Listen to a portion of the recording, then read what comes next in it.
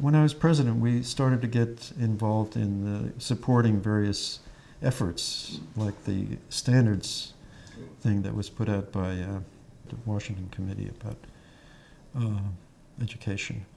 And Ken Hoffman was very involved in that. And that was after the David Committee. I should say a lot about the David Committee, because that was my really big achievement. What was the David Committee?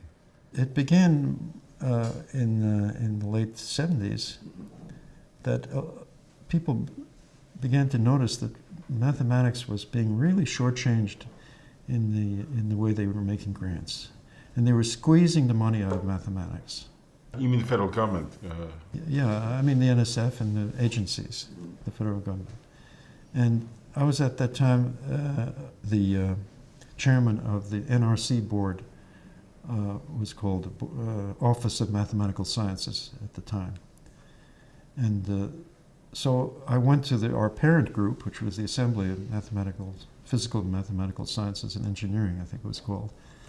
And to this group of physicists and chemists and geologists and so on, I made the case that the mathematics funding situation was really in a crisis. And when they heard the dimensions of a normal mathematical grant, they were so shocked that it was very easy to get them to support a study. Shocked at how tiny they were. Yes. At how tiny they were. And several people said to me, how can you do research on such short rations? And so we got very good support from this assembly. And so we got authorized to have a committee. And the first step was to hire an executive director, because he's the one that's going to do all the work. And I got Ken Hoffman to do it. And I'd known him at MIT by being on the visiting committee there for some years. And I thought he was a fantastic politician and a really good guy. And so he agreed to do it. And then we got Ed David, who was a former science advisor, I think, to Nixon. I think he was a science advisor to Nixon, and had a very prominent role in the government at one point. And he had been a chairman of the math committee at MIT, the math visiting committee at MIT. And so we convinced him to chair this committee, and then we produced a report documenting how badly the mathematics was being funded, particularly compared to all the other sciences. And it had a very big impact, I think, for a short period of time, like any such report does. But it did have an impact at the time. I think, and I would make the case that was also the turning point to the political involvement of mathematicians in science politics. And I think since then, a lot more mathematicians have been very active. Well, I think the Vietnam War must have.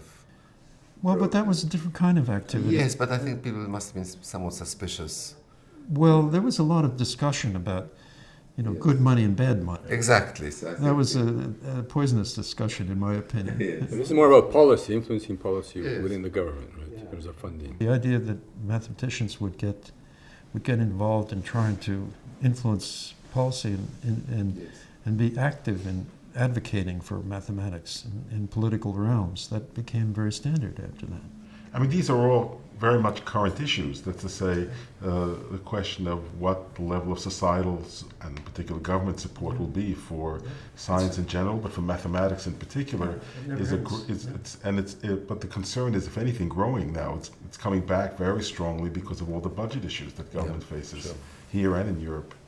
And much so in the United Kingdom, where Right. So it's a worry. If anything, these problems have become international. They never get solved. And they don't get solved. That's why you need constant political struggle. And that's what didn't happen in the 60s. And that mathematicians were not standing up for their... Well, I think they were standing up for other things. Well, it's also many mathematicians are not as aware as you were of the role that funding plays in the life of their science. They underestimate it because of their own idealism, perhaps. Yeah, that could be. That could be.